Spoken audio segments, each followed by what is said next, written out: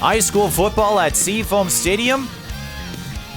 It must be Saint Agnes football night.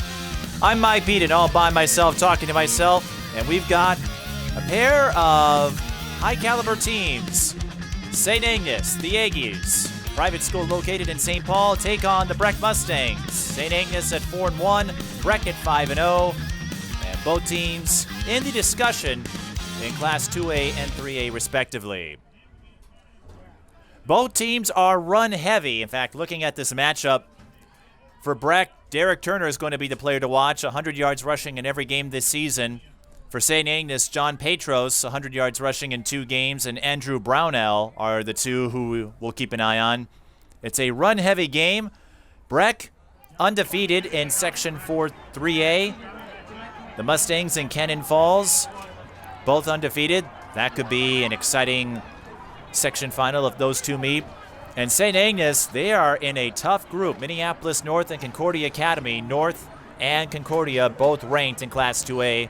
The lone loss for Saint Agnes came against Concordia Academy, a 9-7 loss there. So both schools have the talent and the pedigree.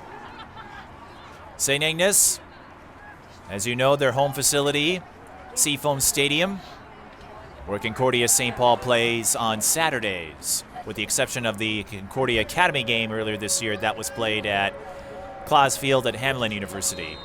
But a magnificent place for high school football. Temperature in the upper 40s. It's a chilly one, and we're underway. The kick is fielded by number 7, Jacob Bresney, and a flag, I believe, was thrown.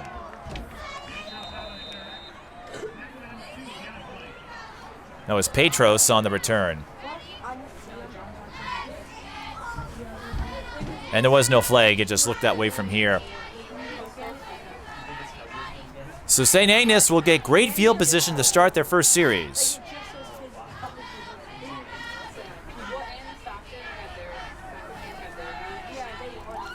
Saint Agnes, their quarterback Isaac Schmidt, doesn't throw a lot, just 12 of 37 as we noted. It's going to be the ground game. Petros and Brownell, Isaac Schmidt as well. And Petros gets the carry on the first play from scrimmage, and he pushes the pile 4 yards to the 47-yard line. That will make it 2nd and 6.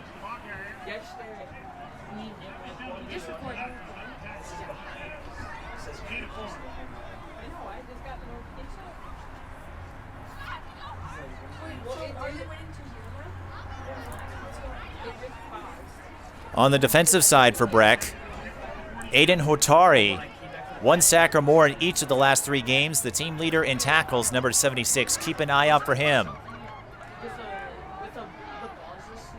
Schmidt under center. As we noted in the open, this is a run-heavy pair of football teams as Petros pushes the pile, but forward progress will spot him at the 49-yard line. So 3rd and 4. Isaac Schmidt doesn't throw a lot, and in that Concordia Academy game, he was 2 for 14.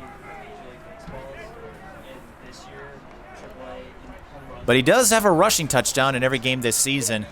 And in a 35-6 win over Humboldt, he had 1 passing touchdown, but 3 interceptions. So the passing attack, not a prolific option on the part of Saint Agnes. Low snap. The ball is fumbled. Breck says they've got it.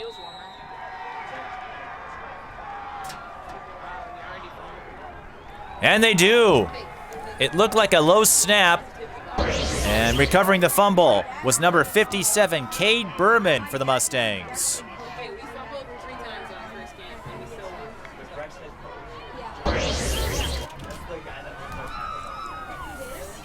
So just like that, 10-27, and already our first big play. And now the Mustangs with a short field. They'll start at the 46-yard line. We'll talk about their players to watch in a moment. It's a pitch to number 11. Saint Agnes snuffs it out. And a late flag comes in. Derek Turner, the ball carrier there. And let's see what this marker's about.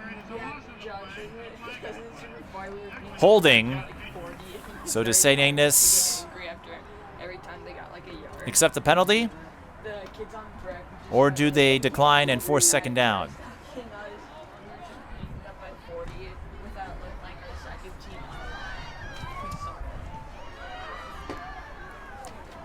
If you decline, it would be 2nd and 14. If you accept, it'd be 1st and 20. So it's a matter of, okay, Saint Agnes is going to accept the penalty. You're up here having to do all the stats. So it will stay first down, but it will be 1st and 25. 10 yards from the spot of the foul. And a tough position for Xander Williams. Has no one to throw it to, so he opts to run it, and he gains a couple of yards to make it 2nd and 23. For the Mustangs, Xander Williams, and Charlie Reichs have split time at the quarterback position this season. Xander Williams, 4 games, 21 of 44, 4 touchdowns, 2 interceptions. But Derek Turner, the man to watch.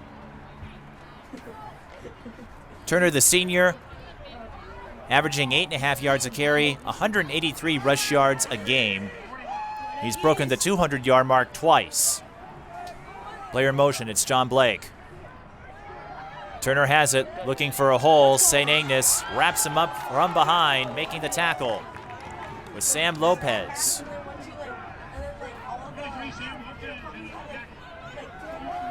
And after a fumble, this defensive series so far could not go any better for Saint Agnes. Xander Williams, even though he doesn't go to the air a lot, he does have 2 passing touchdowns in each of the last 2 games. 105 yards is the win over Academy Force. 3rd and 24.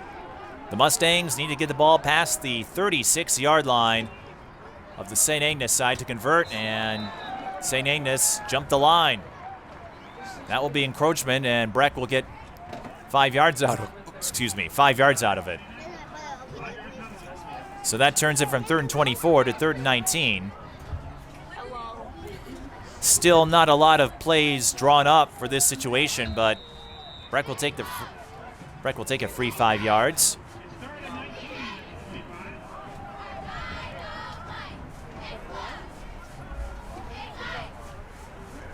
Williams, plenty of time in the hole, going deep, pass incomplete, just beyond the reach of Carter Tyson. And St. Agnes forcing a 3 and out. There is a play clock here at Seafoam Stadium, but it is not in use for this game.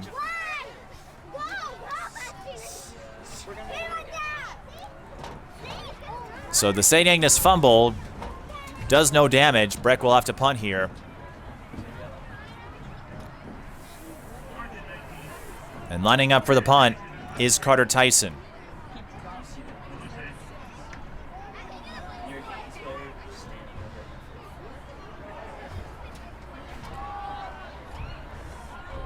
And St. Agnes will let that bounce out of bounds. That was Caleb Flood, Tom Flood, the head coach. I imagine those two are related. St. Agnes opting to take over at the 14-yard line. A good punt, though, by Carter Tyson. And the Aggies will have some work to do here.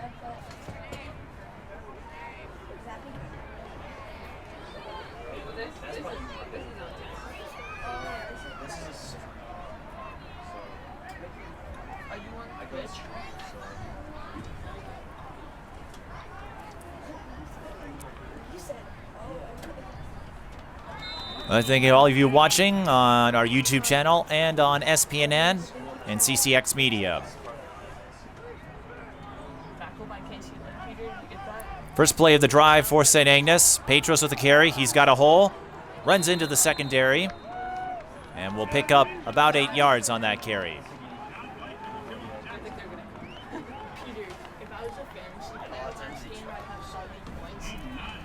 It's senior night for St. Agnes. The seniors were honored both in the football program and the cheerleading squad before tonight's game. It's also Tackle Cancer Night. Football and volleyball teams have engaged in a competition soliciting donations. I Tackle Cancer 4 cards. It is the last home game for Saint Agnes. They're on the road the last 2 weeks of the season. Petros turning the corner, almost broke free, but he will pick up a first down as he gets the ball to the 30-yard line. A gain of about 6 yards. And a fresh set of downs for Saint Agnes. On the season, Petros, 469 yards, 6.8 a carry, 93 yards a game. As we noted, he and Brownell often split time carrying the ball, but so far, Tom Flood opting to go with Petros.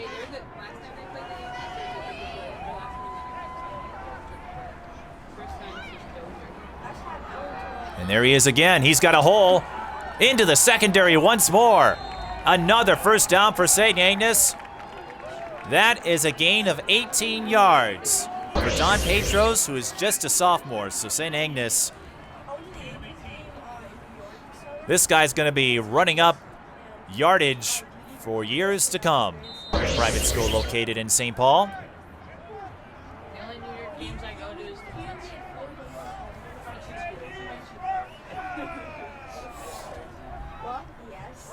First and 10 from the 48-yard line.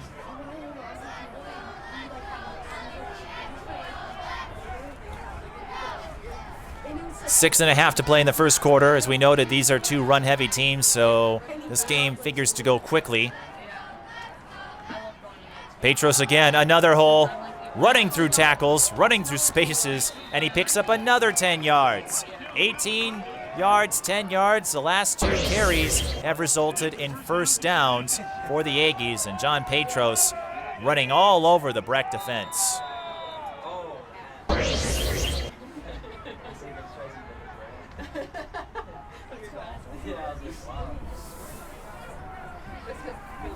So bad.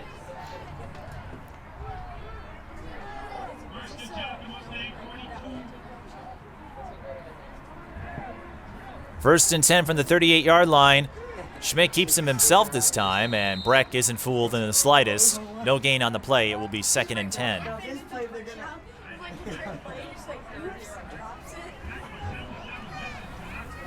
St. Agnes, located at LaFond Avenue, a private Roman Catholic high school. Affiliated with the Church of St. Agnes. It is a PK through 12 school. Established in 1888.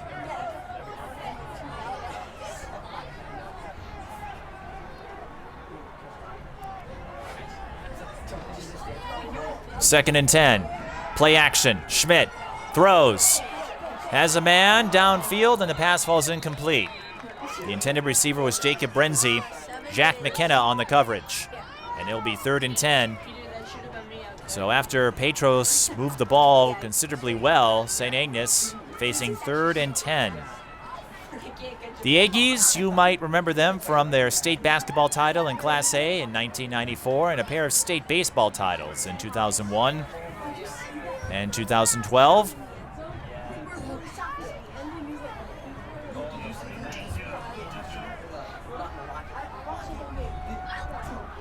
The biggest rival for St. Agnes, Concordia Academy. St. Bernard's used to be in that role until they closed. Petros on 3rd down, breaks the tackle and will be a few yards short. What is this? We're going for it, right? So it will be 4th down and 4 yards at the 36-yard line. St. Agnes, you figure they'll go for it here. Man, we should just let Hail Mary.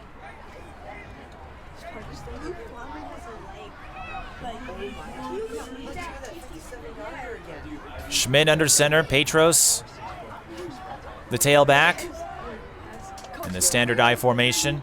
Jacob Bresny to receive it, and St. Agnes will use a timeout. Their first of the half, with 4:25 left in the first quarter. And with this timeout, we'll use it to remind you that if you'd like to support TSB television sports programming and our mission of long-lasting digital coverage from the Preds to the pros, check us out at patreon.com/TSB television or paypal.me/TSB television. Lots of great options for you to help out and get recognized as we continue our mission of high school sports coverage across the metro. We have a couple of volleyball games headed your way next week. If you're following this on YouTube, Monday we go to Holy Angels for the Stars against the Totino Grace Eagles, and this has changed. October 9th to October 10th. More high school volleyball, Osseo and Benilde St. Margaret's, a couple of dark horses in Class 3A. Should be a lot of fun. Big fourth down here. Of course, every fourth down is. 4th and 4 from the 36. Saint Agnes with 2 timeouts left in the first half. Petros looking for a blocker, and he will not get the first down. Breck stopped him just in time. Jack McKenna, I think, got in there on the play, and Petros a yard short. So Breck takes over on downs.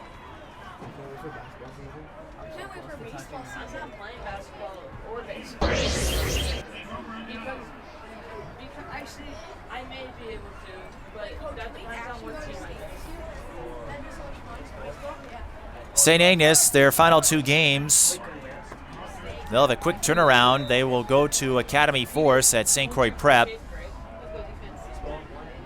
District game. And then they'll finish the regular season against Harding. That one should be winnable. But both road games. 1st and 10, and the pass is overthrown. It falls incomplete. Xander Williams was looking for Alex McKenna, and it's 2nd and 10 just like that. On the receiving end, Jack McKenna, the most prolific of the receiving corps.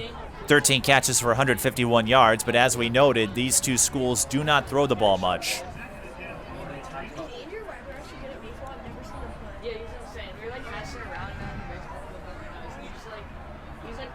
Second and 10. St. Agnes trying to get the jump, and they don't quite get the jump, but they do hold Derek Turner to a yard.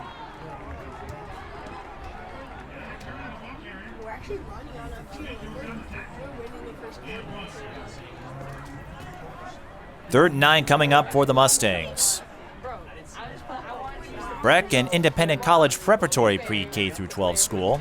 It is affiliated with the Episcopal Church.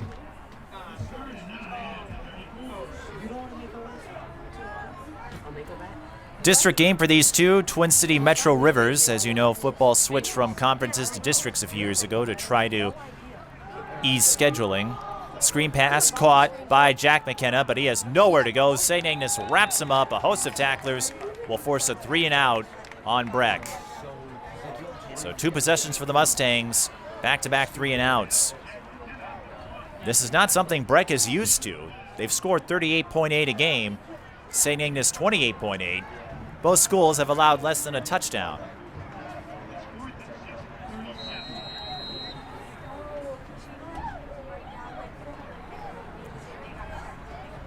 So the punting unit out for Breck.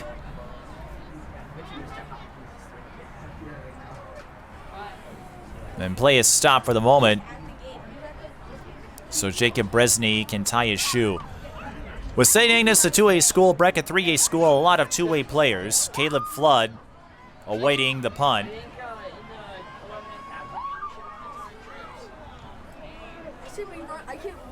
Although he's not very deep.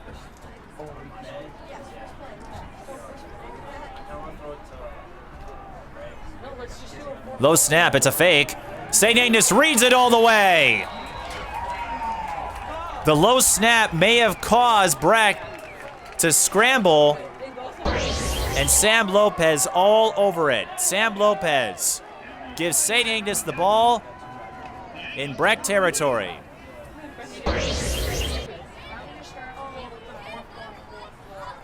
And Sam Lopez defensively.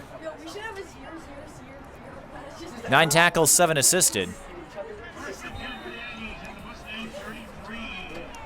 It will be 1st and 10 for the Aggies at the Breck 33-yard line with 2:54 left in the first quarter. Breck forced a fumble and was able to recover in enemy territory. Petros running through a hole again. It closes up quickly, but Petros able to get through that first lane with considerable success, and as a result, he'll pick up 3 yards. Doesn't sound like much, but keep an eye for Petros. He has great speed and acceleration, and if he gets a hole, we've seen him pound through it. But he will take this play off with 2nd and 7. As we noted, Saint Agnes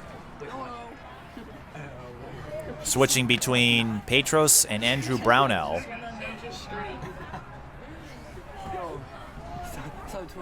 2nd and 7 with Saint Agnes at great field position. My channel will be in the link in the description. And here's number 4, Devon Simmons.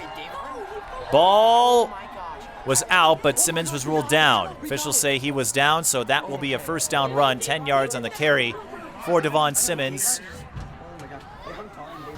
He had just 10 attempts this season, but he did pick up 71 yards in those attempts. So Saint Agnes, they do have a few options at their disposal outside of Petros. Devon Simmons, the freshman, ruled down by contact, and of course when that happens, the play is ruled dead. But Petros goes back in there right after that near scare. Javon Jones, the fullback, with 1st and 10 at the 20. First trip to the red zone for either side. Petros through the hole, past the 10-yard line. An 11-yard gain for Petros, and his ability to get through that first wave. We've seen it in the last couple of series. Saint Agnes and that ground game, tough to stop.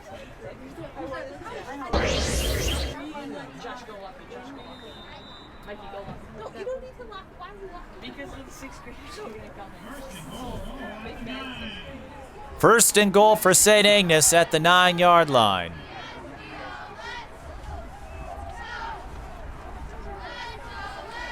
Petros the tailback. Javon Jones the fullback. Petros lost it, is able to recover.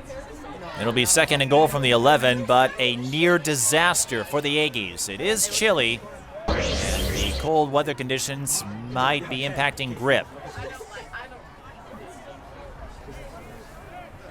49 degrees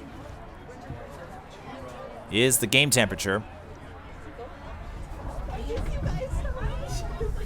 Feels closer to 42, although it's chilly nonetheless. 2nd and goal from the 11-yard line.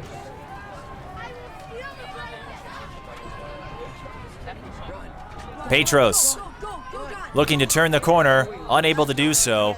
John Blake with the tackle. 3rd and goal from the 6.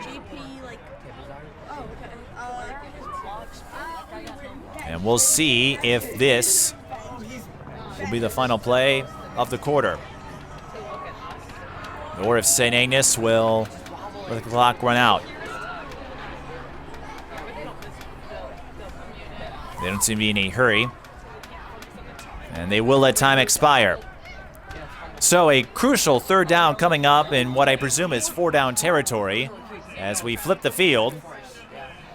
So we end the first quarter the way we started, scoreless, but Saint Agnes with 3rd and goal from the 6-yard line. As we mentioned, Saint Agnes just one season to Concordia Academy. That game was their homecoming at Claus Field. All of the games this season, runaways. 26-0 win over Edison, 34-0 win over Roosevelt, 35-6 win over Humboldt in spite of the 3 interceptions from Isaac Schmidt. And they're coming off a 42-6 win over Brooklyn Center.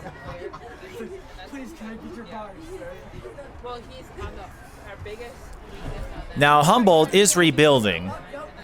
So even though that 35-6 win doesn't come as a surprise, perhaps, if you're a St. Agnes football fan, you have to remember Humboldt canceled their varsity games for a year to try to rebuild their ranks, and they picked up a couple of wins this season as they tried to bring some pride back to the west side. John Petros, the difference maker of this game so far, the sophomore, able to run through the gaps and get through that first line. So the offensive line doing a great job of giving him space to work with. 3rd and goal from the 6. This is 4-down territory, I presume, so the Aggies with a couple more chances to pound it in. Petros gets to that first line, but can't get through the second, and it will be 4th and goal from the 3. Schmidt goes right to his head coach, Tom Flood. John Martin, the head coach for Breck, in case you're wondering. So Tom Flood telling him what play to run. Saint Agnes will go for it here.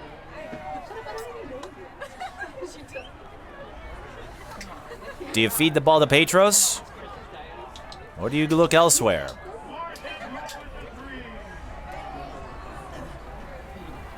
Big play here, though. 4th and goal from the 3.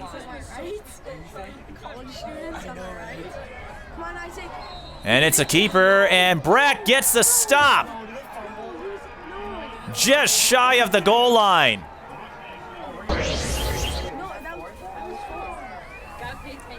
So Breck, they force a fumble in the first series of the game.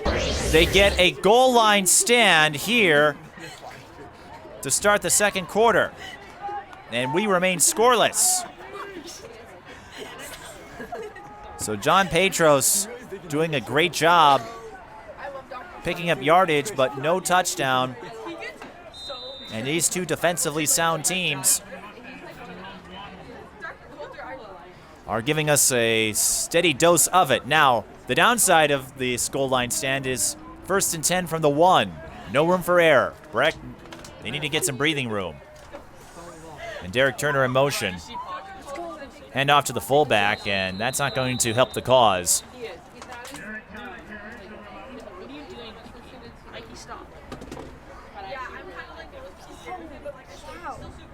Xander Williams getting the play from the sideline. No gain on the play.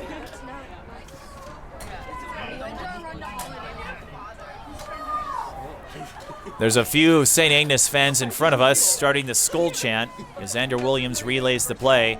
Again, the play clock not in use, so you've got to make sure you keep track of that in your head, and Breck is facing away from the clock. Turner in the backfield. Now he moves up. Another handoff to the fullback. That's number 20, and he gets maybe a yard out of it. Lucas Ushatel Cohen. Ushatel Cohen used in short yardage situations. Gets a yard on the play, but that's not what Breck needs. They need a first down, or St. Agnes will have outstanding field position to start the next series. As we said, a goal line stand. The good news is you got the stop. The bad news is you're pinned. And if they can't get any yardage here, their punter would have to boot the ball out of the end zone. Looks like a passing play here on 3rd down. 3rd and 9. Williams, quick release, and the pass overthrows everybody. May have been a brief premature. Alex McKenna, the intended receiver, and a 3 and out for Breck here. They'll have to punt the ball from the end zone. Like we said, one of those good news, bad news scenarios.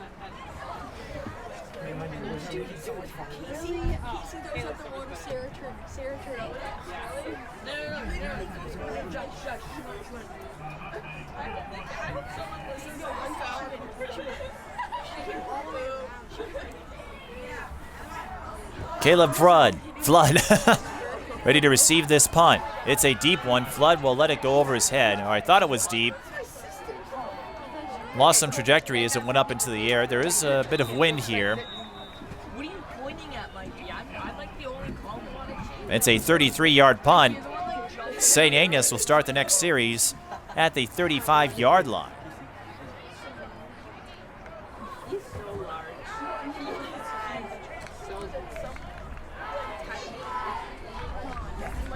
9:16 left in the second quarter. Still no score. And I imagine St. Agnes will continue feeding the ball to John Petros.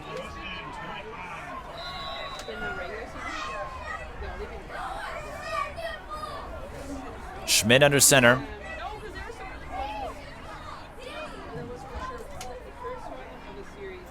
Petros through the middle. And he'll pick up 9 yards on the play.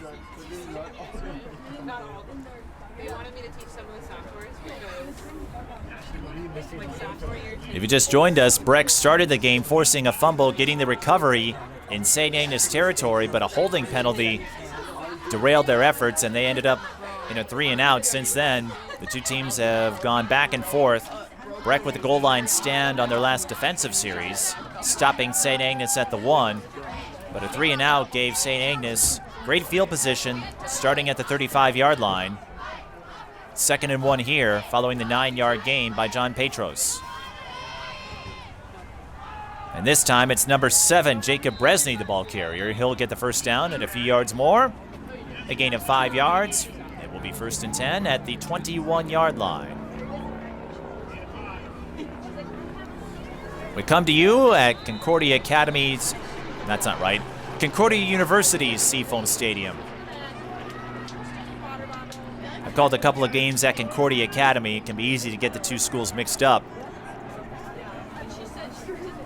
No plans to make Concordia University a Division I school. You probably heard the news today that St. Thomas looking to go up to Division I, and John Petros looking to move up the field, and he continues to do so at an incredible rate. Another solid gain on first down, 8 yards, making it 1st and, I should say 2nd and 2.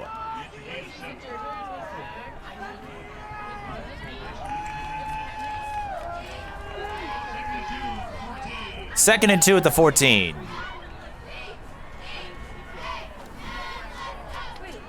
Petros in the backfield.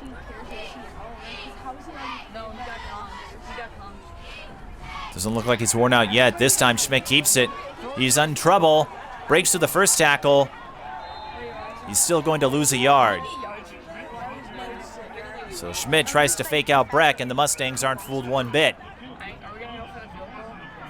And it's kind of hard to fake the Mustangs. Some of their graduates have gone on to prestigious universities like Harvard and Yale. And 17% of their classes from 2002 through 2006 were National Merit Scholars.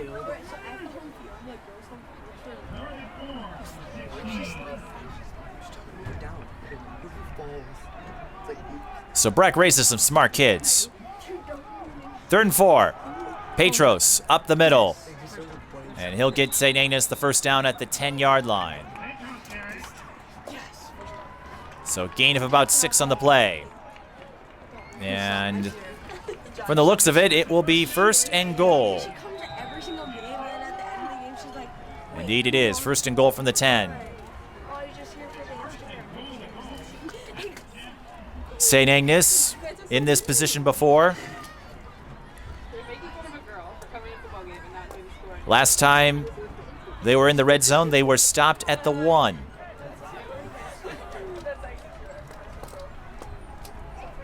Let's see what happens this time.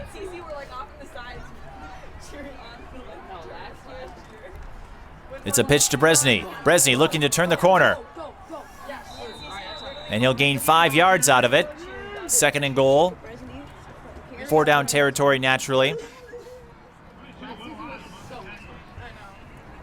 Kicking game, the difference in that loss to Concordia Academy. The Beacons scored all of their points on field goals. St. Agnes did not, and kicking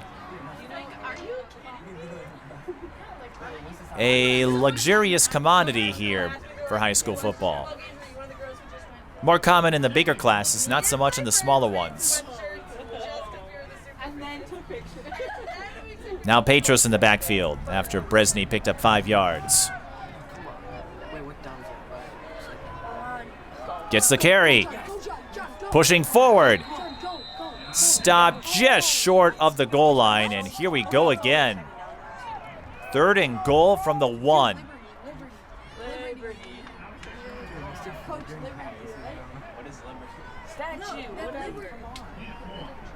You invented the play. Yeah, you did. That's Liberty statue. Petros, 183 yards rushing in the win over Brooklyn Center. He had 3 touchdowns in that one. Statue onto. Wait, Coach, what's that new play called? The flea flicker or the Texas or the Philly cheesesteak?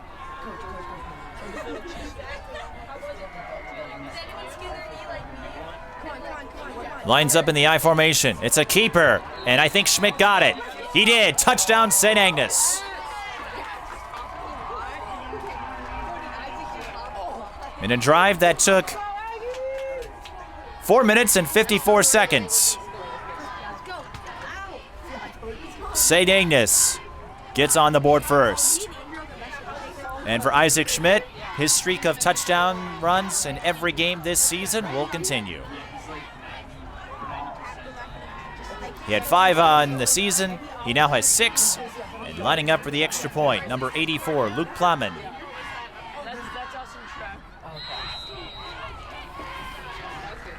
The PAT is good with 4:22 remaining. Saint Agnes 7, Breck 0.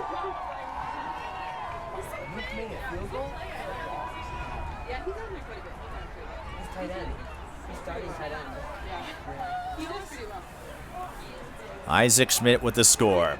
As we noted, Saint Agnes in a tough section. Concordia Academy and Minneapolis North undefeated. The 2 schools will not play each other. Both are 1 and 2 in the QRF rankings. North with a higher QRF because of the schools they opted to play. North, in case you're wondering, playing all their games on the road this season as their football field goes through a renovation. When it's complete, in time for the 2020 season, it'll have new turf, new amenities, and lights. So North will be able to have nighttime games for the first time in school history.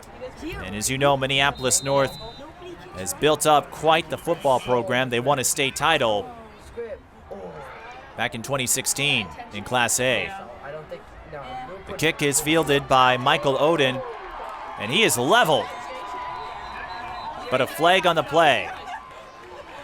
Usually on a return, a flag is for holding or an illegal block, but we'll check. We haven't had too many flags here. Just 2 in the first quarter. I think 2021, but they're not eligible for a ton of stuff. Yeah, but I don't think they're going. And it's a face mask on Saint Agnes. So that will give Breck 15 yards. And they'll start their next series at the 40-yard line.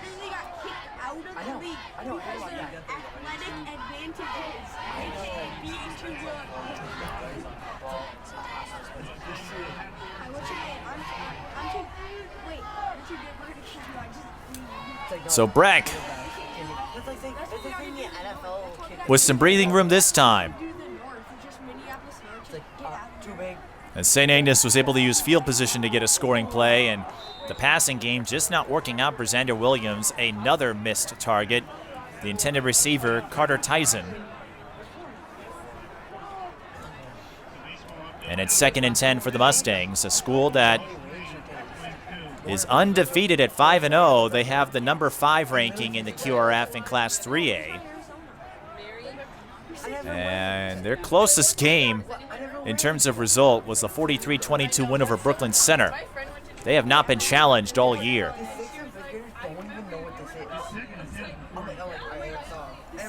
Different story here. But again, St. Agnes just a 1-loss team.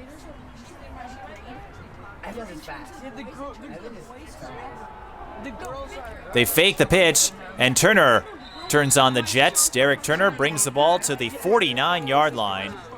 A good gain on 2nd down. It'll be 3rd and 1.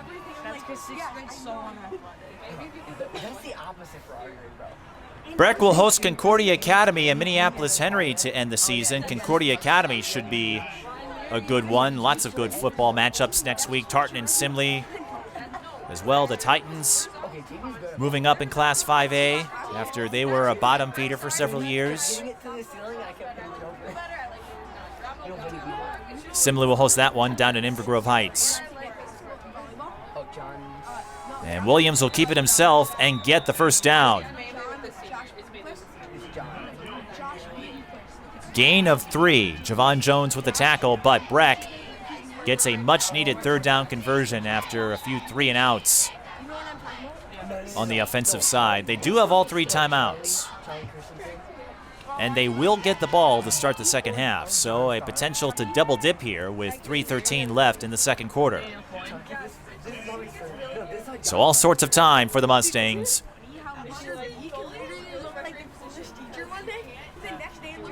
Fresh set of downs. Williams, 3-step drop. And another incomplete pass.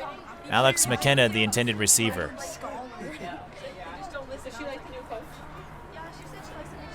Xander Williams, 47.7% for his completion percentage.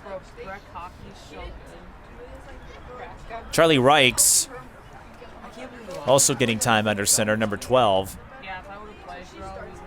The more prolific of the two, averaging 136 yards.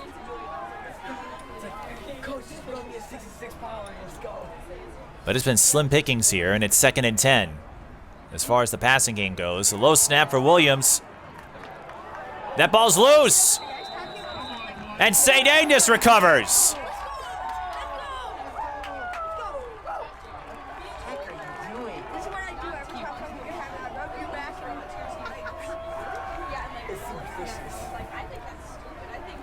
Ooh, Saint Agnes now with a golden opportunity to throw down the gauntlet here to end the second quarter. 2:53 to go, and they have 2 timeouts remaining. And we've seen how difficult it is to stop John Petros.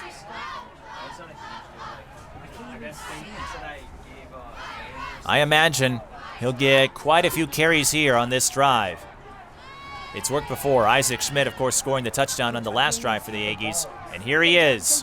Runs through the hole again. That's what he does. The offensive line gives him lanes. Petros runs right through them, and he hasn't had that home run play, but he's picked up 7-8 yards consistently.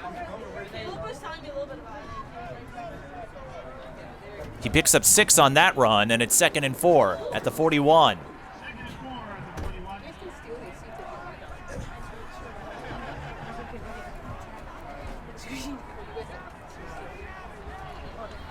Pitch to Petros. As blocking. Down the right side. A flag, though. This may be coming back. There may have been a hold.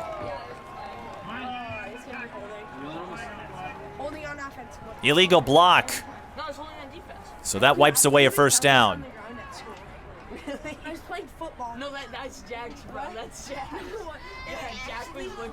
Actually, I didn't know. I was walking down the stairs in front of the school, walking down the ramp, fighting. It's the first time Saint Agnes has been hit with an unfortunate penalty.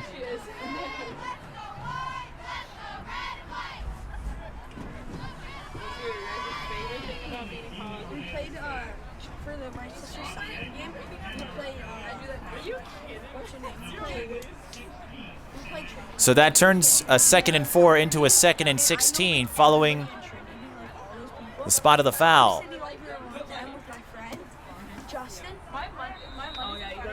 And the same thing happened to Breck after they got a fumble recovery, where a holding penalty undid their efforts. Now you've got 2nd and 16. Bresny with the pitch, looking to go on the outside, finds a few yards on the left side, and will pick up most of those yards back. But it will be 3rd and about 8 from the 45-yard line.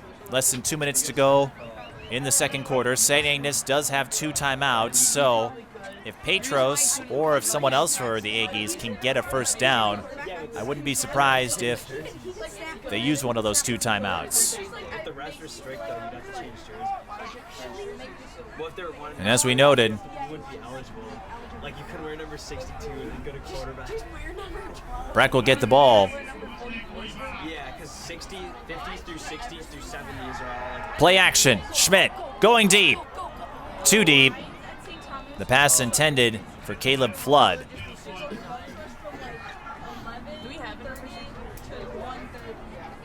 And that helps Breck out because that stops the clock with 1:20. I'll probably put presuming Saint Agnes punts. Like at halftime for off, They're lining up that way. I put like I was thinking about putting like people like John or like Mike on the line. Yeah, I would. And then just having like Max go to quarterback. And Luke Plumman will indeed punt the ball to Derek Turner. On special teams, Turner has one kick return for a touchdown. He went 67 yards against Brooklyn Center. High snap. Turner will let that bounce away. And it's a good punt for number 84, Luke Plumman. The senior will pin Breck deep in their own territory. And with 1:09 left, I don't think they'll take any chances here, since they'll get the ball to start the second half. 40-yard punt for Luke Plumman.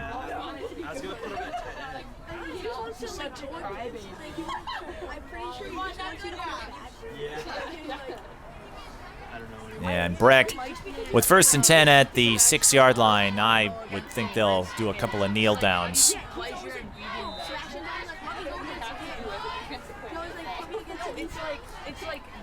So fumble recoveries for both teams unraveled by penalties.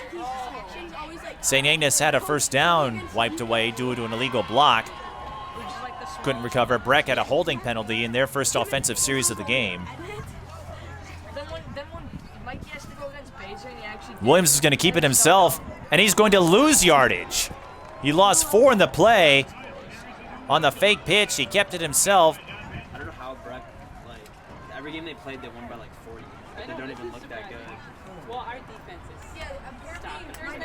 2nd and 14, but the down and distance Number 11. not relevant in this situation. 5 is like bigger. He's supposed to be super good. I don't know if 5 had any carry. Unless I just missed. And again, the play clock not in use, even though we do have one at Seafoam. And it looks like Breck, they're just going to run out the clock here if they have enough room for a kneel down. They may not, though. They might have to run this out of the end zone.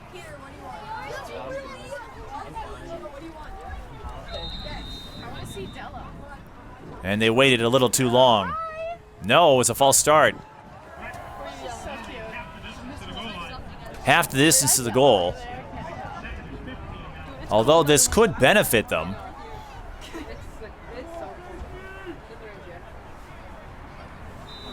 And it will, because they'll roll the clock, and because the play clock resets to 25, Breck can run out the clock here. So the Mustangs, maybe that was their intent, draw a penalty, knowing the clock would continue to run and get out of the second quarter without risking a safety. So Breck, a clever use, intended or not, of clock management. And we head to the halftime intermission with the score: St. Agnes 7, Breck 0. The lone score thus far, a 1-yard touchdown run by Isaac Schmidt, but this battle of two offensive powerhouses proving to be a defensive struggle, and we'll see who comes out on top when we return. You're watching high school football here at Seafoam Stadium on the campus of Concordia University. Across the Twin Cities Metro and beyond, TSP Television offers long-lasting digital coverage of your favorite athletes from the preps to the pros. It takes a lot of time and effort to give you this level of coverage. If you want to help out, visit us at patreon.com/GSP Television or paypal.me/GSP Television. Mike Beaton all by myself, talking to myself. We are ready to start quarter number 3. High school football. St. Agnes and Breck at Concordia University's Seafoam Stadium. The lone difference in our score, a 1-yard touchdown run by Isaac Schmidt, and St. Agnes sophomore John Petros doing a lot of damage on the ground game. Neither team has completed a pass. And it's a squib kick from St. Agnes, as Breck will get the ball to start the second half. And a solid return to the 40-yard line, or close to it. Both teams with one turnover each. Neither side scored off those turnovers, and it will be 1st and 10 at the 40. And as we noted, all the damage done from the ground. Oh yeah, yeah, with the like teddy bear, like the. Yes.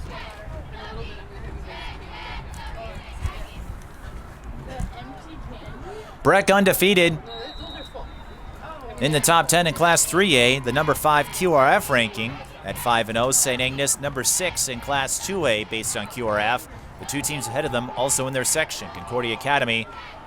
And we're going to have a flag, potentially pass interference on Jacob Bresney. I was going to say the two teams ahead of Saint Agnes in the QRF in their section, Minneapolis North and Concordia Academy. So Saint Agnes, it's going to be a tough out for that group. Same for the Beacons.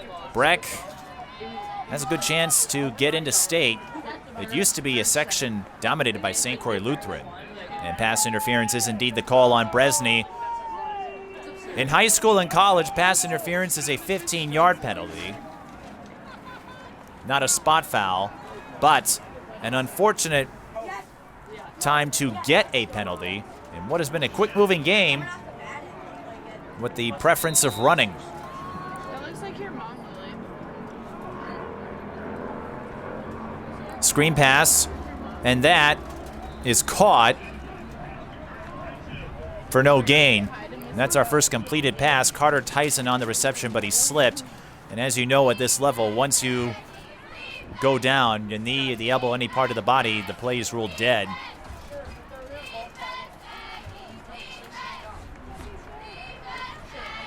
So this much I can say for sure. Neither team has picked up any passing yards yet. Breck with one completed pass for no gain.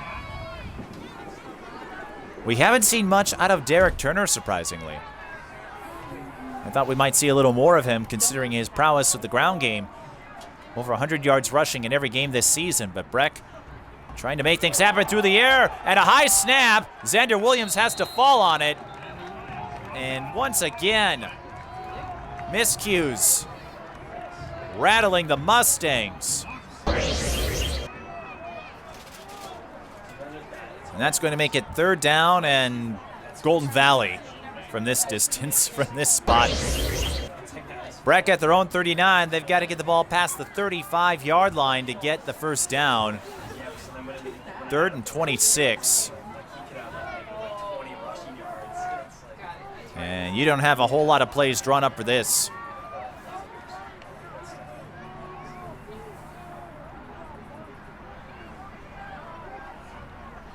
Williams rolls to his right. Under pressure. Flag on the play. The pass ball is incomplete. Holding on Breck. St. Agnes will very likely decline this.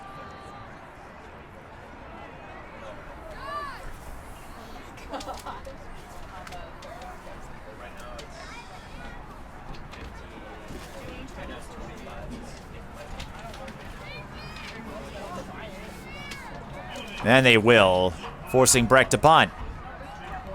And surprisingly, Breck, we have not heard much out of Derek Turner. He's had a couple of carries, but nothing doing. As we noted, though, Breck hasn't really played any teams of their caliber until this game. And St. Agnes getting at least one test with Concordia Academy on homecoming week a couple weeks ago.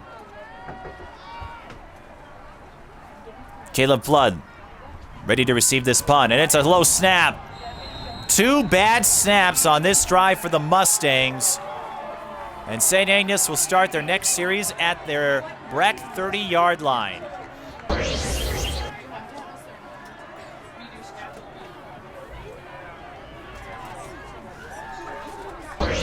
St. Agnes punched it in the last time they had a short field. Now it's 10:04 left in the 3rd quarter. This could be the turning point. Who was the injured? 88, is that? A high snap, then a low snap. And St. Agnes starts their first series of the second half at the Breck 30. And you know who's going to get the ball. It's John Petros. This time he's met from behind and wrapped up by number 77, Vincent Tanaka. Breck needed that, a loss of 2. That's not right. Yes, he did.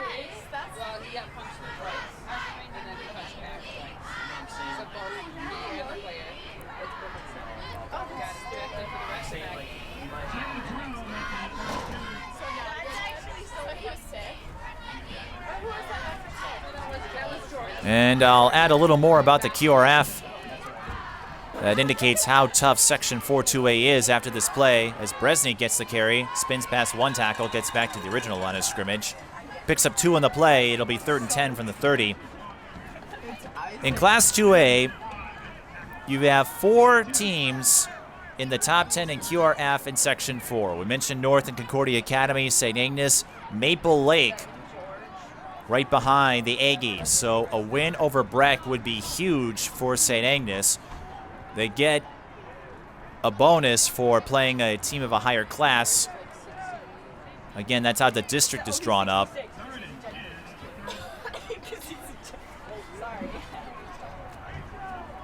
And you have a lot of teams with solid records. Rush City 5-1, North and Concordia undefeated. Entering tonight, 3rd and 10, a passing play, and that falls incomplete. Javon Jones, the intended receiver. St. Agnes, I presume we'll go for it. No sense in any pooch punt. Humboldt 3-2, as we noted, that school, they're still a ways away from being a serious contender, but the fact that they're picking up wins after suspending the varsity program to rebuild their ranks is remarkable. Rush City 5-1, St. Agnes, Maple Lake 4-1. And as we noted, North and Concordia Academy undefeated. Breck and Cannon Falls, looks like those are going to be the 2. Breck will very likely get a first-round bye. Passing play, Schmidt with protection, but that ball is going to be underthrown and incomplete. Tim Tibisar, the intended receiver, and St. Agnes can't take advantage of the short field. Breck catches a big break as they take over with 8:25 left in the 3rd quarter. So the 2 bad snaps, 1 on 2nd down and 1 on a punt, are of no consequence to the Mustangs.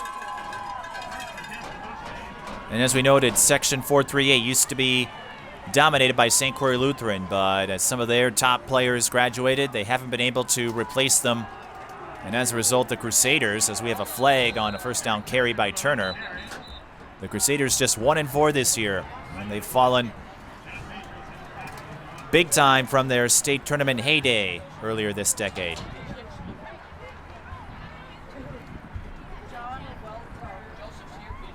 And that will be a hold on Breck. –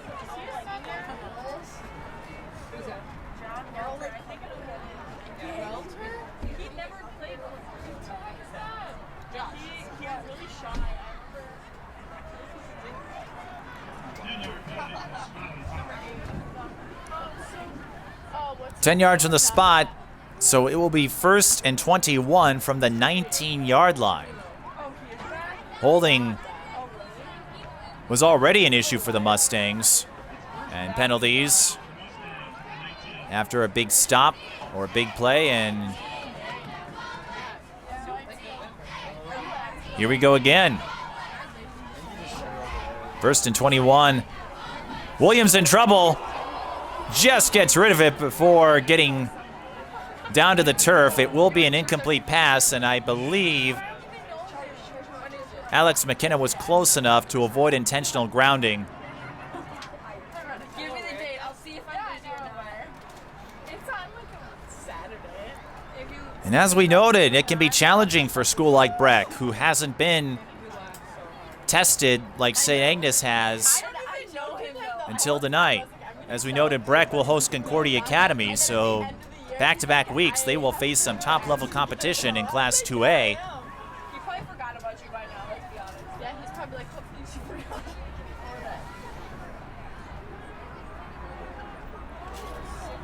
And undoubtedly, this St. Agnes game will help Breck be more prepared for the match with Concordia Academy next week. Turner on the carry. He has no help, still going, but he's not going to go far.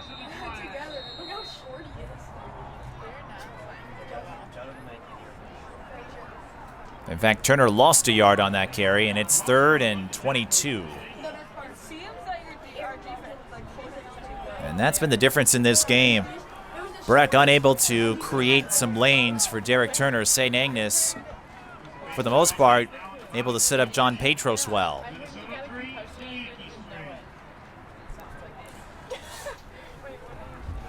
And Dave Wright giving everyone an update on the Twins-Yankees score. As you know, the ALDS beginning tonight at New York at Yankee Stadium. That's been a back-and-forth affair. Meanwhile, 3rd and 22. Another pass. Williams, it is he threw, but the pass is caught. And with room to run is number 10, Carter Tyson. He's past the 40, and he's taken down. No flags. This will stand the first big passing play, only the second completed pass all game. As Carter Tyson got the ball to the 36-yard line. Did Breck need that to lift their spirits? Xander Williams hit as he threw, but delivered under pressure there. And at the very least, Breck will continue this series.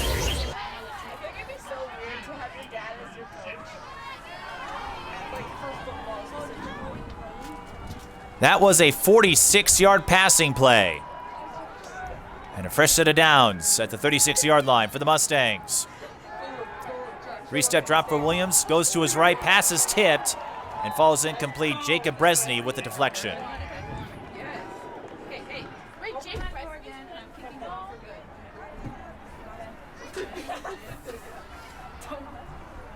And as you picked up on by now, a lot of two-way players at the smaller classes.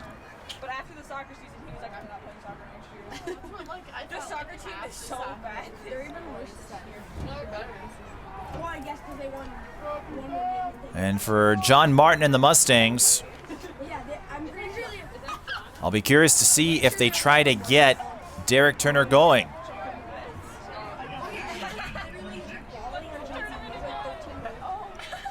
He's lined up to the right of Williams, and we have movement at the line.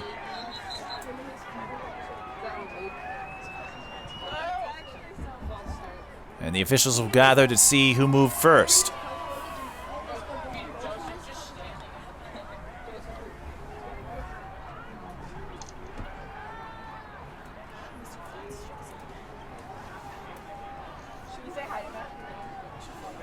It will either be 2nd and 5 or 2nd and 15. And it's encroachment. So 2nd and 5 as Breck picks up a free 5 yards.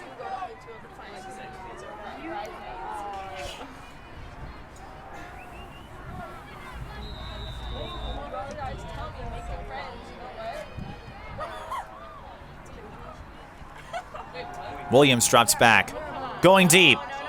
Pass is underthrown, and it's intercepted.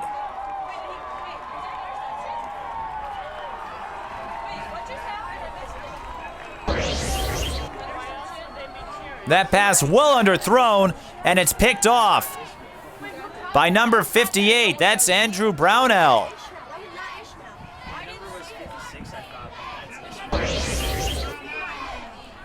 Andrew Brownell picking up his 3rd interception of the year. And Breck, as they were marching down the field, turns it over. The good news is Saint Agnes gets a big-time interception. The bad news is, much like Breck's goal line stand, Saint Agnes has to start the ball deep in their own territory. 1st and 10 at about the 10-yard line. I think the 9.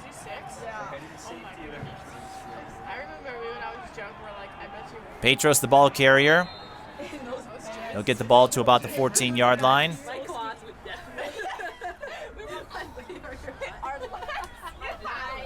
Not a lot of offense between these two, but plenty of fine defensive moves.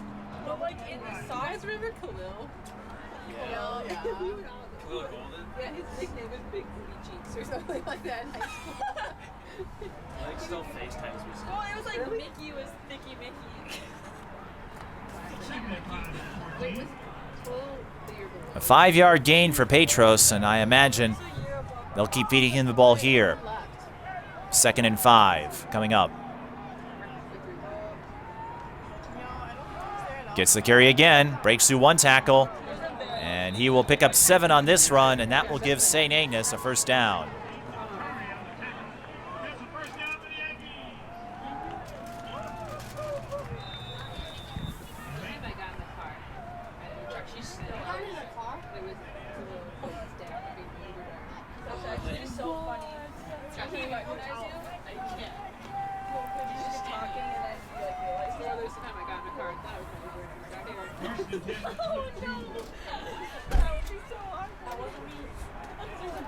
Fresh set of downs for Saint Agnes at the 22-yard line.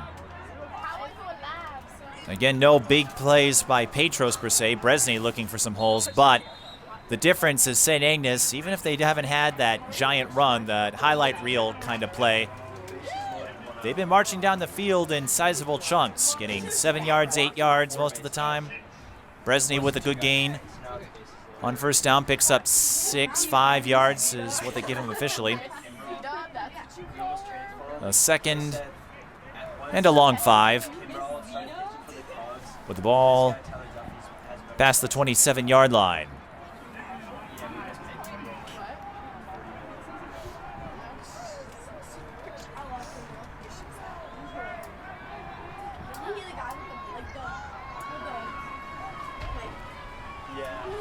This time the fullback gets the carry, Javon Jones.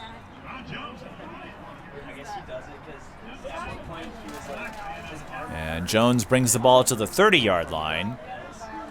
That will make it 3rd and 2. And for Saint Agnes, they'd love to use up clock, but more importantly, they'd like to get a score out of this. Because given the way this game has flowed, another touchdown could be enough to seal it. Just one touchdown between these two, and again, Saint Agnes, they've been in defensive duels like this. We saw this 2 weeks ago in the loss to Concordia Academy.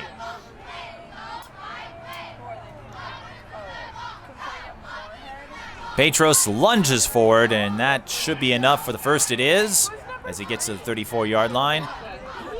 John Petros, the sophomore, and they're just going to keep handing him the ball.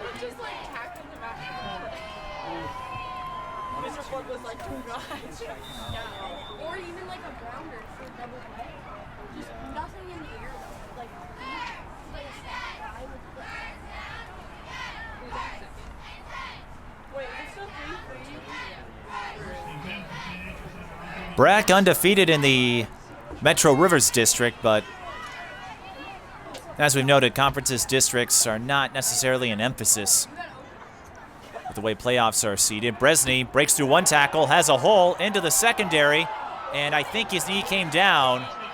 Breck, though, says they got the ball. I thought his knee came down, but it looks like Breck is going to take over on a fumble recovery. I thought Bresny's knee hit the turf at about midfield.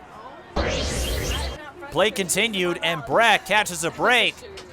They force the fumble recovery, and so this defensive duel continues as both teams are trading crucial turnovers. Bresny had gone into the secondary, and I thought his knee came down at the 50. We don't have review, of course, at high school. In any event, after Saint Agnes was marching down the field, it looked like they were going to put a good drive together. Breck takes over, so the teams trade turnovers.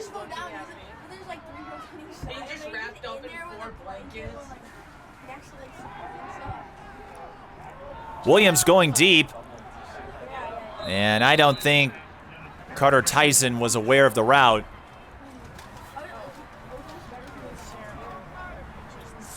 So an incomplete pass in 2nd and 10. The question for Breck, can they get down the field? Officially, they have not been in the red zone at all this game. Saint Agnes, they've been down there a couple of times and scored on one of those trips.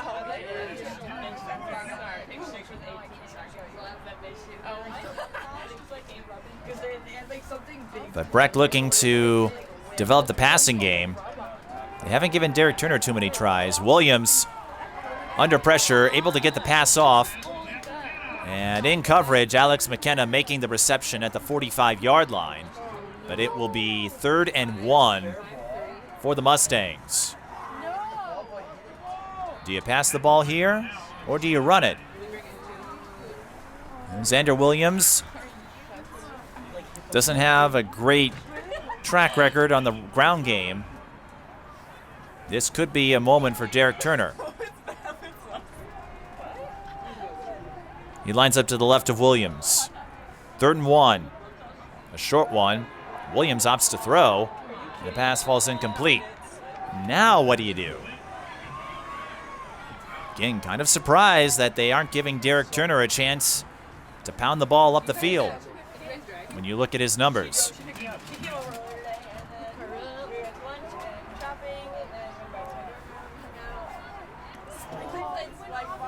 Breck will keep their offense on the field with 1:53 left in the 3rd quarter.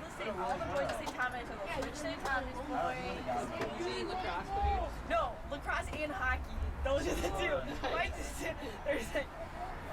They're like all Lulu, you know. Yup. Like, I like Lulu, but I'm good. Big play here, 4th and 1. 4 receivers. And Breck will use the timeout. Looked like they wanted to see what the defense had set up. First timeout of the second half for either side. It just is every, And with this timeout, so Spectrum. we'd like to remind you that if you want to support TSP Television and our mission of long-lasting digital coverage of your favorite athletes from the preps to the pros, check us out at patreon.com/TSP Television or paypal.me/TSP Television. 2 ways for you to help us out as we continue our ongoing mission of high school sports coverage. It's like, so it is on a cycle, and like we don't play Spectrum. We played them last year, even though they're not even that good. Last year they dominated us. Yeah, we tried those Spectrum crushed us. I know, but this year they're not very good. That's kind of unfortunate for us. Wait, it's the 4th. 1:52 left in the 3rd quarter. North in playoffs, right? Is North good this year? Is North all good? And to give you an idea how surprising this is, the lack of offensive production out of Breck. Their lowest scoring total this season came last week, a 27-0 win over Academy Force. They are averaging 38.8 points a game. But you figured Saint Agnes, that stingy defense could affect that total. Derek Turner, let's see where they spot it. She almost did this one guy and then Velasco. Yeah, but then he started. Turner hasn't had much luck in the ground game, but I think Turner had enough. And the officials, yep, they're signaling to move the chains. There won't be a measurement. Turner got Breck 2 yards. They needed 1, and the drive continues. Fresh set of downs at the 44-yard line. I don't have to worry about like anything at all. Here at Seafoam Stadium on the campus of Concordia University in St. Paul. Years ago when we played North Coast. This stadium opening up about 10 years ago as Concordia got their own facility to use. And what a fine stadium this is. That was the nastiest game I remember. 'Cause me and Williams looks to keep it himself. Saint Agnes tracks him down, and Williams will lose 3 there.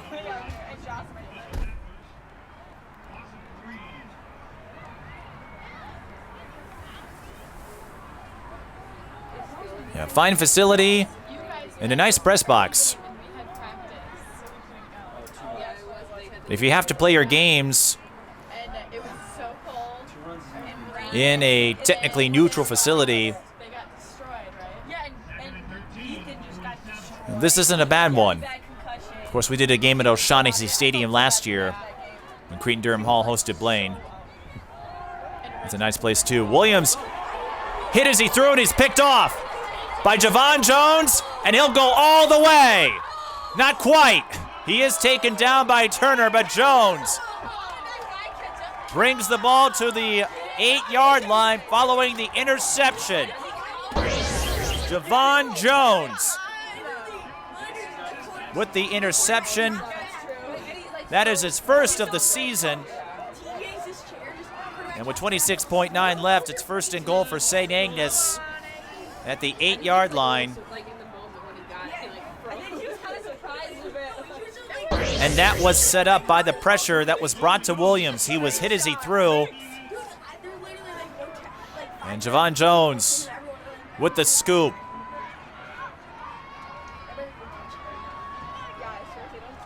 Petros, the ball carrier, breaking through tackles. And this will be the last play of the quarter. It's a gain of 6, so Saint Agnes in striking range as we head for the fourth quarter. And the Aggies of Saint Agnes with a chance to put this one away. They will let time expire. We'll flip the field. And Saint Agnes with the chance to get a statement win.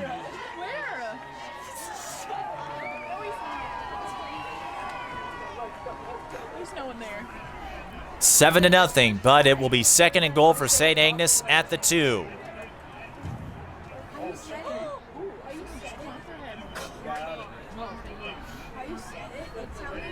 It sounded like you were joking at first. No, that's a 71 is a Jurek. I don't know his first name. I think you said a jerk. He's not on the roster. Oh, it's because he's on the roster. A reminder that we have high school volleyball next week, a pair of games, Totino Grace and Holy Angels on Monday if you're watching this on YouTube. And next Thursday, it was scheduled for Wednesday, but Yom Kippur has forced a movement of sorts. Next Thursday, Benilde St. Margaret's and Osseo, a couple of dark horses in Class 3A and a couple of dark horses in Class 2A. Should be a lot of fun. And we'd like to thank SPNN and CCX Media for syndicating this game if you're watching this on television. And if you're watching this on YouTube, we're glad to have you as well. Are you kidding? Just right into our own. And you can imagine there will be plenty of high school basketball coverage coming your way.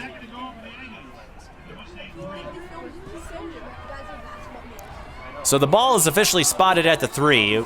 So that last run by Petros was for 5 yards. Split back formation for St. Agnes. Second and goal as they look to punch it in and send the knockout blow. Javon Jones runs it in for the score.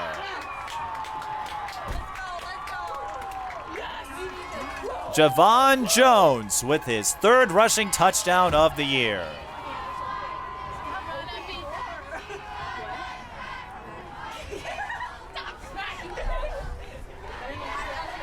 Javon Jones often used in short yardage situations. And perhaps it's fitting. He was the one that got the interception that set up first and goal for the Aggies. And now he runs it in. And the way St. Agnes and their defense has shut down Breck as Plowman boots the extra point through the uprights.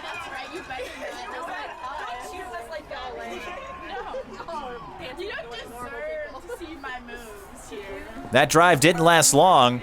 32 seconds of official game time. But the way St. Agnes has shut down Breck's offense, the Aggies could potentially exhale here. Javon Jones, a big interception, and he finishes the play with a 3-yard run for a score.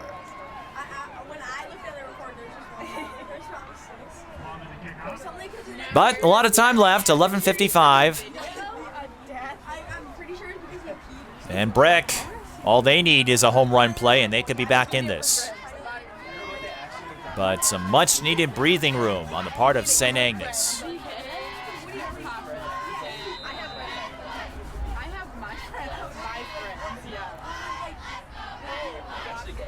Short kick. So St. Agnes opting to concede field position to prevent a potential return play. Derek Turner, as we noted, does have a kick return for a touchdown. Speaking of Breck, for a time, they were an all-boys school. with a military curriculum from the late 30s through 1959. And the school was fully reintegrated as Saint Agnes calls a timeout. I mean, they're going to do it, might as well, with the clock stopped. 11:53 left following the change of possession. 1967 was when the Breck School reintegrated fully to include both men and women. 1981, the school moved to its current location in Golden Valley.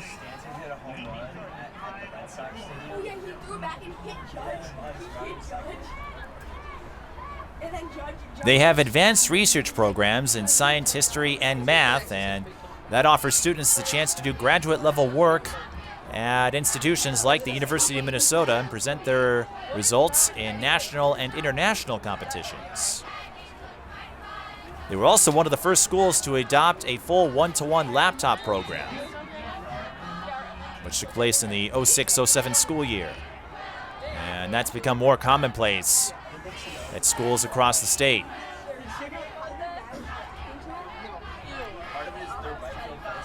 They're also the first school in the state for a specific language program. Deep pass on first down. That came from number 5. Breck wanted a flag. They won't get it.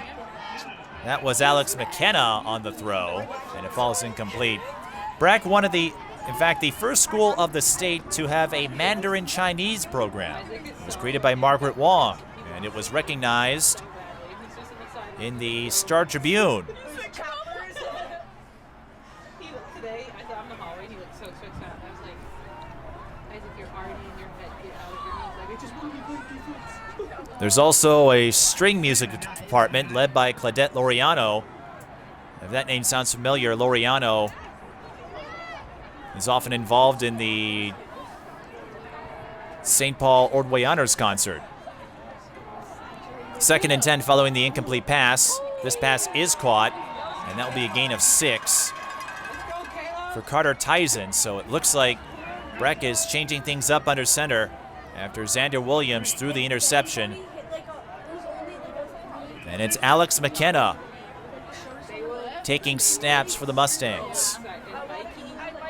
They started the year with Charlie Reichs, then went to Xander Williams. And so Breck has been moving along with a rotating set of quarterbacks. This is the first time Alex McKenna has taken snaps under center all season. He lines up in the shotgun, 3 receivers. Breck has virtually abandoned the ground game. That's an incomplete pass. A blitz from Saint Agnes. And McKenna had no time to get that ball away. 10:59 left. And what do you do here? It says on here that number 14 is a receiver. Well, he's been their quarterback the whole game. I know, but I don't know why it says receiver. It's 5? Wait. 5 is the one who's at quarterback now, but 14 was the Yeah, one but who 5 not even hit the 14 was the one that threw the pick. Yeah, you should go look at this, right? Breck also known for their hockey prowess. The boys team winning 4 state championships from 2000 through 2010. The girls have won it twice in 2012, 2018. 4th and 4. And Breck will punt it away. That was close. Carter Tyson able to get it off. St. Agnes will opt not to return this one. So Breck gets a favorable bounce as the ball gets past the 20-yard line.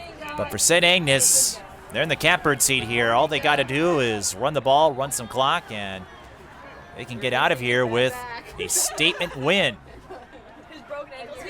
But we'll see what happens. Both schools afflicted with turnovers. So this is not set in stone yet.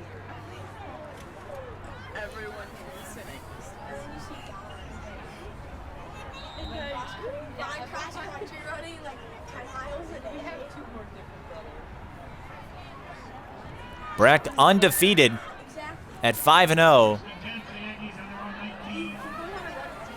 A winning season is assured. 1st and 10 at the 19-yard line for Saint Agnes.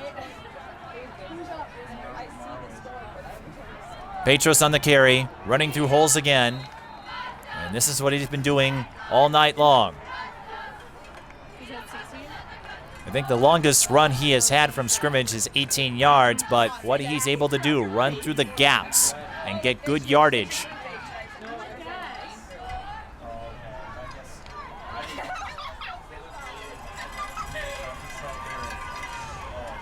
He does that here with a gain of about 5 yards, and what he's doing is giving the Aggies manageable second and third downs.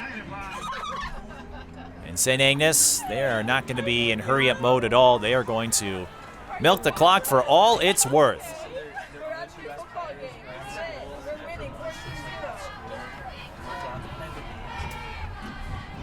There's Petros again. Had a hole, but it was wrapped up quickly.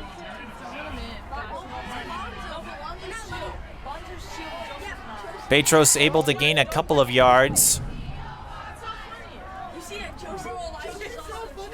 Key third down here.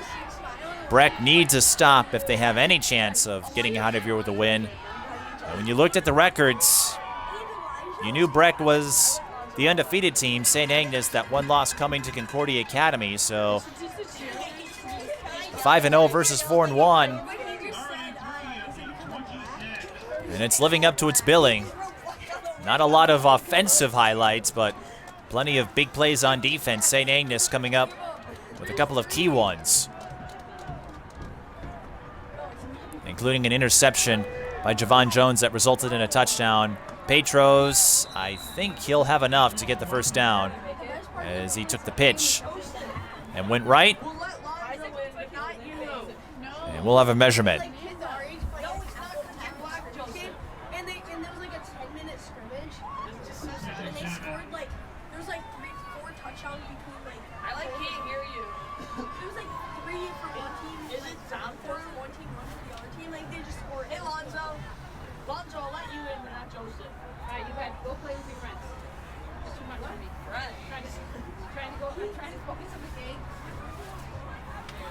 If this is a first down,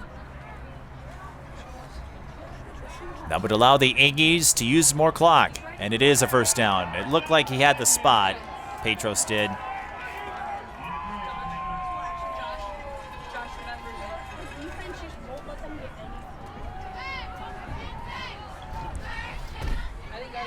And we mentioned some of the highlights for Breck. Saint Agnes has a long-standing choral tradition. They perform several concerts a year and tour extensively.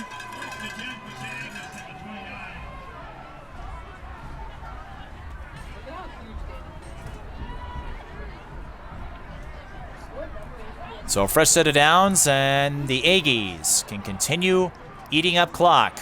This time it's Javon Jones on the carry, and he'll pick up another 5 yards. And again, this goes back to the first down runs.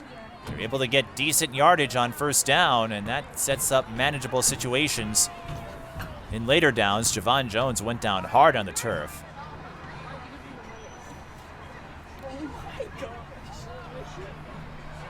Are they still dating? Yeah. They broke up and now he's back. Oh, shit. No. 5-yard gain on the play for Javon Jones, who scored the rushing touchdown to start the quarter.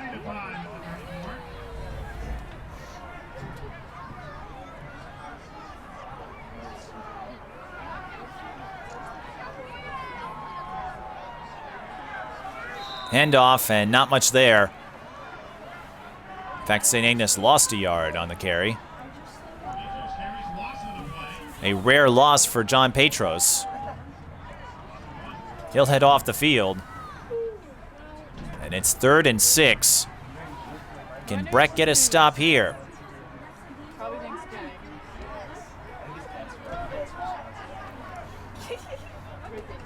No, When your dad's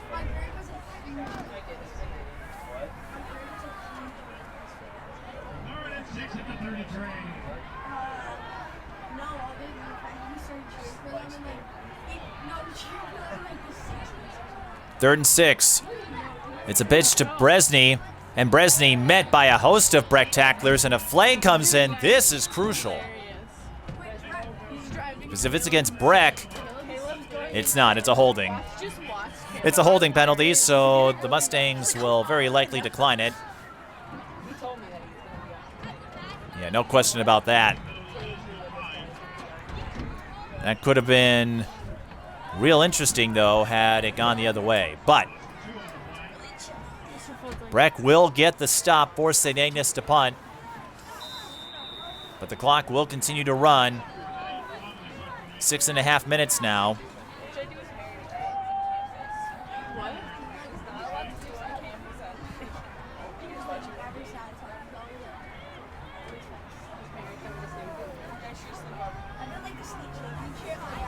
Low snap.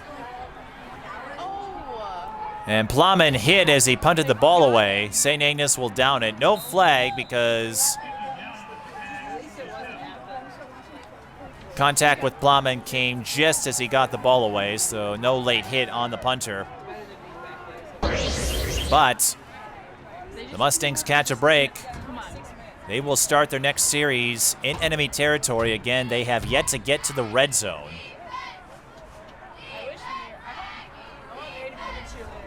And every time they've reached that mark,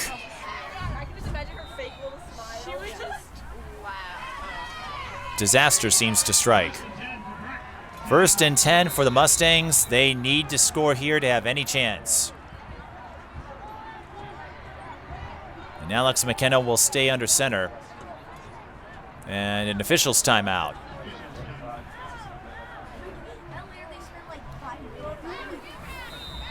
6:14. Can Breck get on the board? They have not been shut out all season. And flags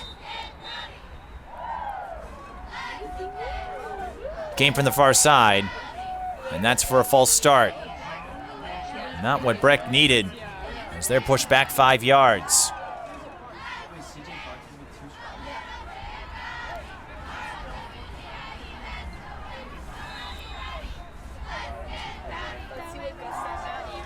Some notable alumni for the Mustangs include Frank Mars back in 1901, creator of the Milky Way. Share a few more tidbits for you following this play on 1st and 15. Derek Turner in motion. Shotgun formation. McKenna gets the ball away, and that falls incomplete. Carter Tyson, the intended receiver. Stanley Hubbard, 1951 graduate, chairman and president of Hubbard Broadcasting.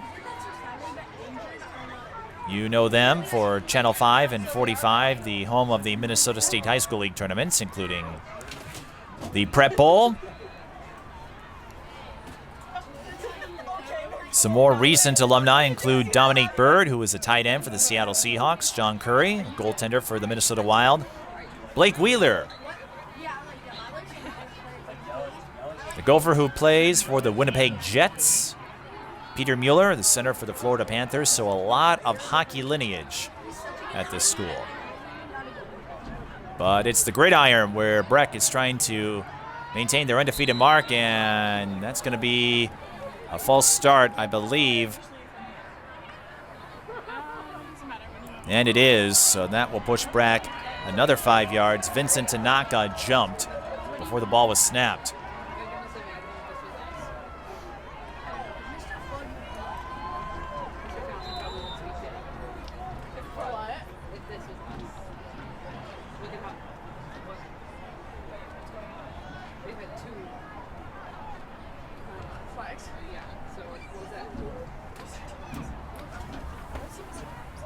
So Breck is going backwards at the most critical of times. And now McKenna's in trouble. And he's eventually brought down. The first player to put pressure on him was Andrew Klebeck, number 86, and I think Petros and Javon Jones were able to wrap him up. 3rd and a really long distance.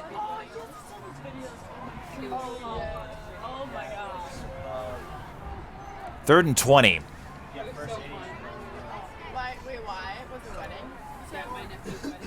And for the Mustangs, a team that was able to chug along on the legs of Derek Turner. They have found no fluidity whatsoever on their side of the field.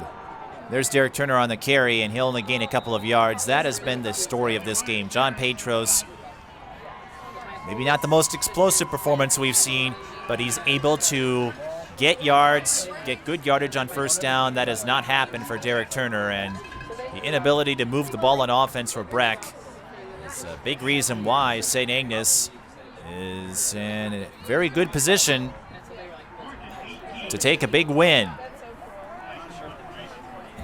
And with North and Concordia Academy at 1 and 2 in the QRF, it looks like Saint Agnes will get the third spot as Breck punts this away. They'll get another favorable bounce, but that should just about do it, barring something strange with 4:25 left and no 2-minute warning to worry about. Saint Agnes will start at the 16-yard line, but all they need are a first down or two to wrap this up. What this win could do for Saint Agnes is give them the third seed. They're not going to get a first-round bye.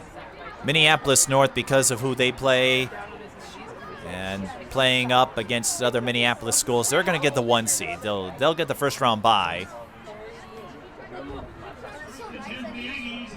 And from the looks of it, Saint Agnes, if they do get the 3 seed, they could face either Humboldt or Rush City. Saint Agnes beat Humboldt 35-6. As Petros, no, that was Schmidt carrying the ball that time. There's a flag on the play, though. Let's see what this is about.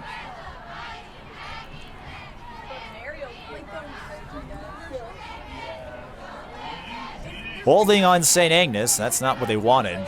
That will be half the distance. And for Breck, with this loss, they don't have a lot of ground over Cannon Falls for the 1 seed, but in the case of Breck, that's not a concern because they'll very likely get a first-round bye. The 3 seed is Lake City, and their QRF score well below Cannon Falls and Breck. 1st and 18 following the holding penalty, and St. Agnes, they're just going to run the ball as much as they can, eat up as much time as they can. It was Bresney, the ball carrier there, and here comes John Petros.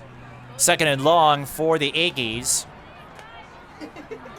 But how much things have changed in Section 4-3A with St. Croix Lutheran's domain. St. Croix Lutheran, a perennial in Class 3A, but not so much this year. In fact, they lost a game to Richfield, a school that hadn't won in several years in football. But Breck has a first-round bye locked up. That much is certain. The question is, will they get the 1 or 2 seed? And a flag before the ball was snapped. And a false start penalty on St. Agnes. So even though they've got the win close to locked up, I don't want to say it's locked up for good because they are pinned deep in their own territory. And what they're doing is killing more time. What they don't want is a turnover. And St. Agnes will call a timeout here. Penalties on back-to-back plays will do that. And they'll have 1 remaining, but again, they have a 2-touchdown lead, so timeouts less of a concern for them.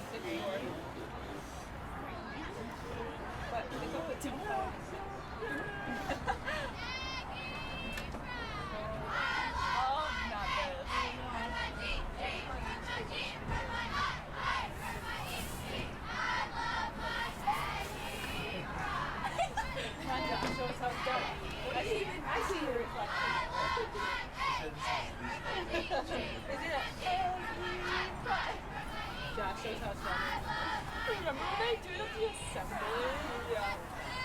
Our assembly. I feel like even more this year. Cheerleaders trying to get the fans into it.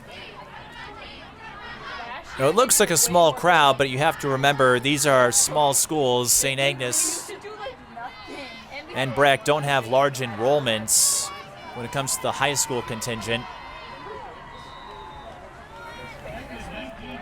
Senior night, the final home game of the regular season for the Aggies. They go on the road at Academy Force and St. Paul Harding. Both those games should be winnable. Academy Force, a co-op of several private schools, including St. Croix Prep and New Life Academy. Petros will get the carry.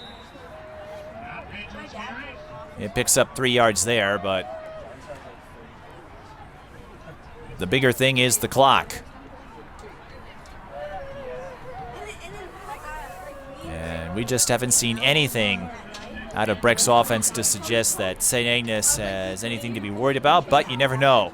We've seen some crazy things happen in the sport of football.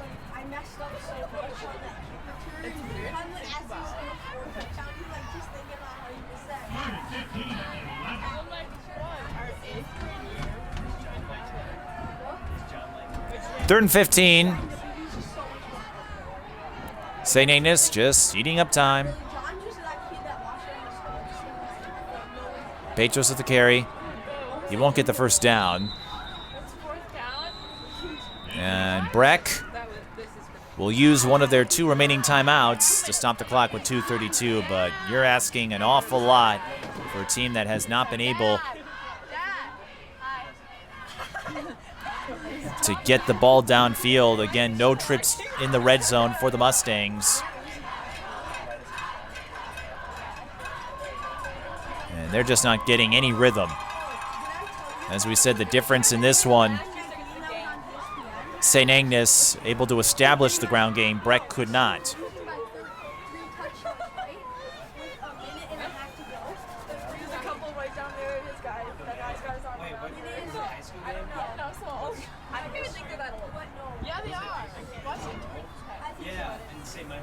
Yeah, it was like on ESPN and stuff. They scored 3 punts. Yeah, my dad was right. No, that's ours. No, who's that? No, it's just the scoreboard. How the guys, Saint Agnes will punt. Yeah, come on, guys, we still got this. We still have a chance. Then my dad was like, they're probably like down. Miss Larson. Plummet, it's a short one.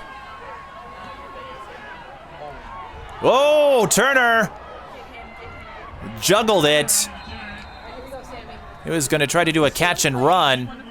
Breck will start the next series at the 31-yard line, but can they get enough fluidity, enough rhythm in their offense to move the ball downfield? As we said, they have not been in the red zone at all.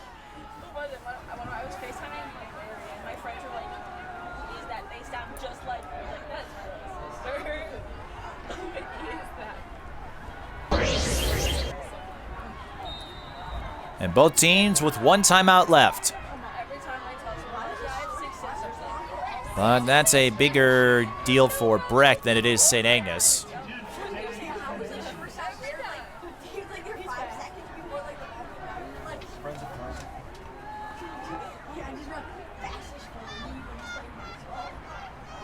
Quick screen pass is caught by Tyson, and Tyson with room to run on the left side. And for the first time all game, Breck enters the red zone. The clock will stop to move the chains. It will be 1st and 10 at about the 13-yard line. A gain of 18 yards. This is what Breck needs. They're going to need a quick score, and if they do score, they're going to have to recover it on an onside kick.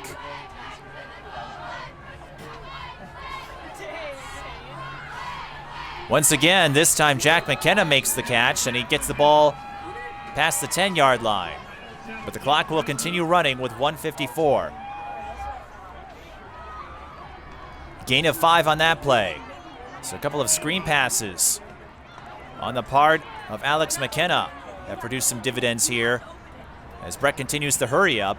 Although I was a little surprised McKenna went over to the sideline to get a play from the coach. This is eating up time. 1:30 and counting. McKenna going for the end zone. High throw, and the pass is intercepted.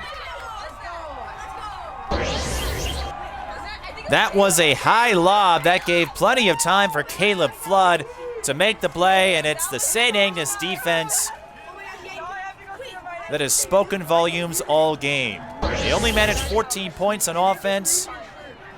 They can take a couple of kneel downs here, run out the clock, and pick up a statement win to close out the home portion of the regular season at Seafoam Stadium.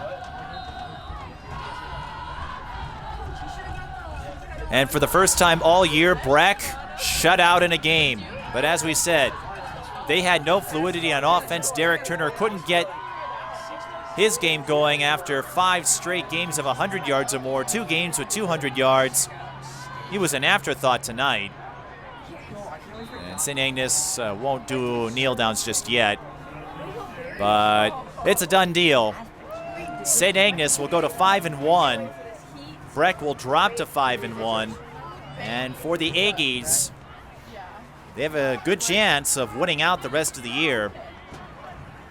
It won't be enough to get a first-round bye in their section, but they will not be an easy task. And if the QRF standings hold up against St. Agnes with this win, which very likely held on to that 3 seed, a rematch with the Aggies and the Beacons could be quite enticing, with Minneapolis North likely awaiting them.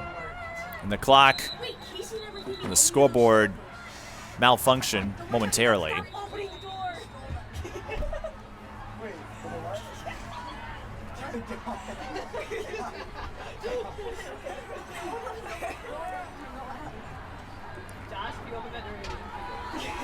Breck will fall to 5-1. We'll see how that affects them in the QRF for Section 4-3A. As we noted earlier, first round bye is locked up. They don't have to worry about that. It's just a matter of, will they get the 1 seed or the 2? Concordia Academy figures to be another challenge for a school that, entering this game, had scored 38.8. They were scoring in bunches.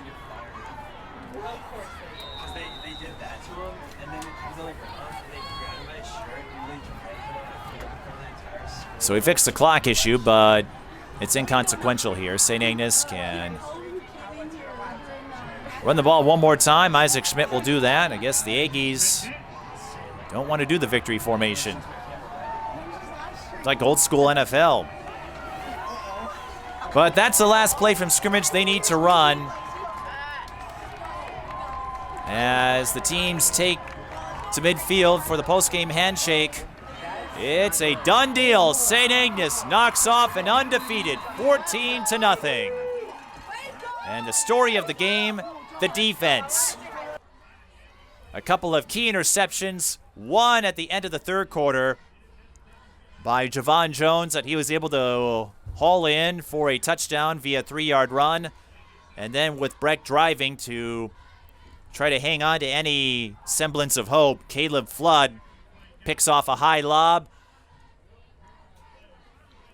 Isaac Schmidt and Javon Jones with rushing touchdowns. So Isaac Schmidt was 6 straight games this season with a rushing touchdown. But it's St. Agnes with a 14-0 win, and that's what counts. A big win to go out on senior night and tackle cancer night. And this Class 2A school with a statement win that should make for an exciting section playoffs when we get there in a couple of weeks. Once again, the final score, 14-0. That wraps up our coverage here from Concordia University Seafoam Stadium. What a win for St. Agnes. And Breck will try to regroup. But until then, until next time, I'm Mike Beaton. Thank you for watching high school football.